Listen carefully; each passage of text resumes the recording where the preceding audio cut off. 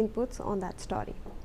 Turning our attention now towards some other news, India firmly shut down Pakistan at the UN after Islamabad raised Jammu and Kashmir in the General Assembly, accusing it of driving a divisive agenda and spreading false narratives. India said Pakistan continues to misuse global forums instead of addressing real global challenges. Emphasizing that Jammu and Kashmir is an integral part of India, New Delhi has warned against twisting the right to self-determination to justify secessionist politics.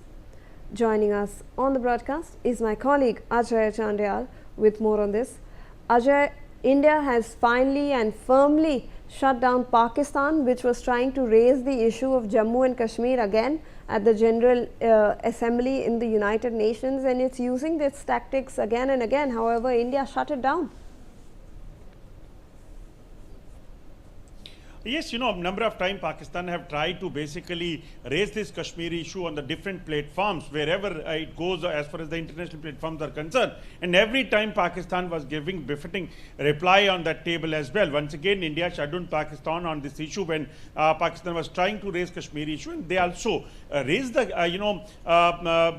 India also raised a question on the credibility of the UN as well, as far as the peace in the world is concerned and also on the environment, is concerned. But Pakistan, who is continuously trying to defame India on the name of Kashmir, instead of showing the world that what is happening in Pakistan occupied Kashmir, what is happening in Gilgit-Baltistan, Balochistan and Khyber Pakhtunkhwa, Pakistan is unnecessarily once again was trying to raise Kashmir issue, but Pakistan was not only stopped but also shown mirror that Pakistan should not raise this issue unnecessarily, because not only Jammu Kashmir but Pakistan occupied Kashmir is part of Jammu and Kashmir, is also belongs to India, and Pakistan should see that area and people of that area first.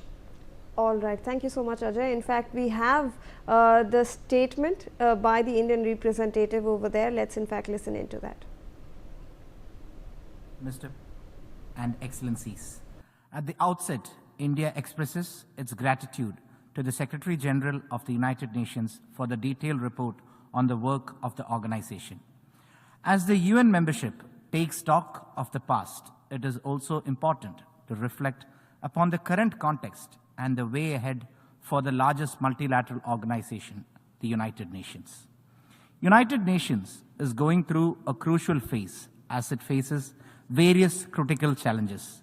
World citizenry expects the UN to deliver on each of the three pillars: peace and security, development, and human rights.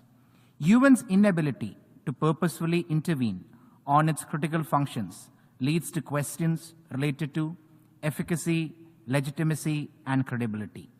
This is quite pronounced in case of maintenance of international peace and security. As conflicts rage across different parts of the globe, the world hopes the UN to deliver, to put an end to human suffering and misery. The Global South has its unique set of developmental challenges. These cut across development financing and climate justice and financing, among other areas. India has consistently endeavored to bring these to the forefront across all UN platforms. Concerted and focused follow-up action is required on this front. Moving forward, there is a need to translate the sentiments of the Global South to concrete and tangible steps. The existing gaps in achieving ambitious goals for the humanity call for a closer look at the existing architecture of the United Nations. Such examination underscores the dire need for reforms. This is not a choice anymore, but an imperative. The UN-80 initiative is a welcome step in this regard.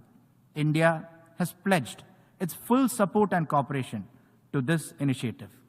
Member states must make full use of this opportunity.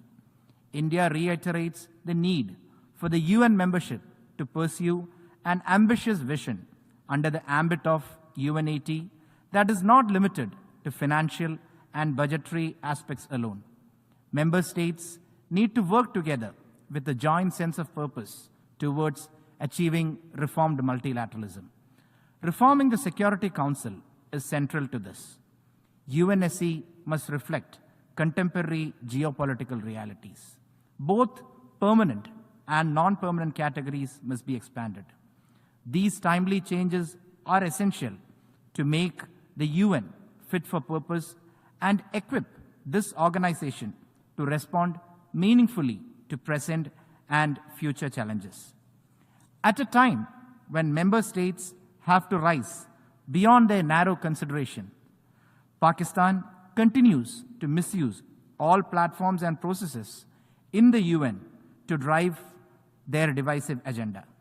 This forum is no exception either, and Pakistan has made an unwarranted reference to the Union territory of Jammu and Kashmir, an integral and inalienable part of India.